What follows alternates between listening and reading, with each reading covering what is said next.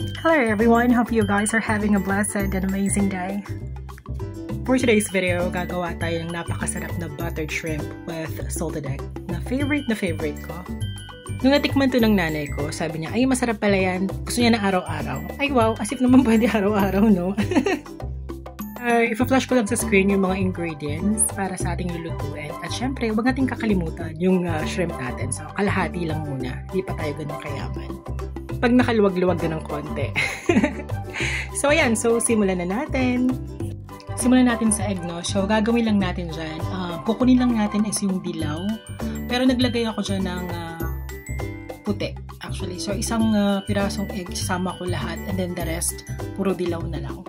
So, pag nakuha na natin yung dilaw ng yellow, or dilaw ng egg dyan, i-mash lang natin. So, yung medyo turog lang ng konti kasi ihalo naman natin yan sa huli pag niluluto na natin. So, matutunaw din naman siya.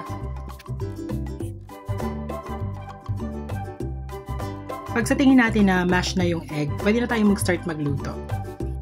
Just to share you guys, hindi pala ako nagsusutay ng garlic kasi nagiging mapait siya pag nagsusutay ka. So, ang best practice ko dito, pag kumukulo na yung food na niluluto ko, that's the only time ihalo ko yung garlic para nandoon pa rin yung garlicky taste pero hindi siya mapait.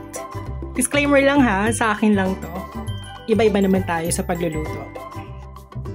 So, gagawin natin dyan, no? Lalagyan natin ng Sprite para medyo manamis-namis yung sabaw yung shrimp natin. Tapos, i-simmer lang natin siya for 1 to 2 minutes. Pag nakita mo nang medyo umuusok na, haluin natin ng konti para ma-distribute equally yung Sprite sa mga shrimp. Simmer lang natin ulit for 1 minute. After nyan, pag nag-simmer na siya, you can actually add the other ingredients. And we'll start with garlic. After ni garlic, well, of course, haluin natin ng konti, no? Para ma-distribute natin yung lasa. And then, pwede na natin isunod yung garlic powder. Since yung garlic powder pala nabubuo pag nahanginan, so, ayun. Kailangan pa siyang kutsarahin para bumagsak doon sa niluluto natin. Pagkatapos nyo, takpan natin uli, no? Mga simmer lang natin again for about 1 minute. After nun, pwede na natin i-add uli yung mga ingredients like pampalasa, seasonings, salt and pepper to taste. And then, pwede na nating ihalo yung butter. Pag medyo na-mix na natin yung mga seasonings niya. So, pag nalagyan na natin yung butter, no, pag natunaw na yan ng konti, pwede na natin lagay din yung spring onion sa ibabaw and then let it simmer until cooked. Ako nandito kayo, promise, maamoy nyo. Sobrang sarap ng amoy, grabe. I really can't wait to eat na. Check lang natin every now and then. And pag sa tingin nyo luto na, then we can go ahead and add the salted egg. And that's gonna be the last step. So, ayaw din naman nating ma-overcook yung shrimp kasi pag overcook siya, medyo rubbery siya. And we don't want that.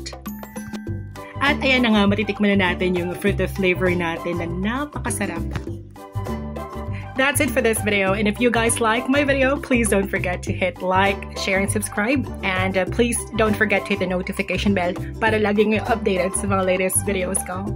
Thank you again, and you guys have a great day! Happy eating! Bye!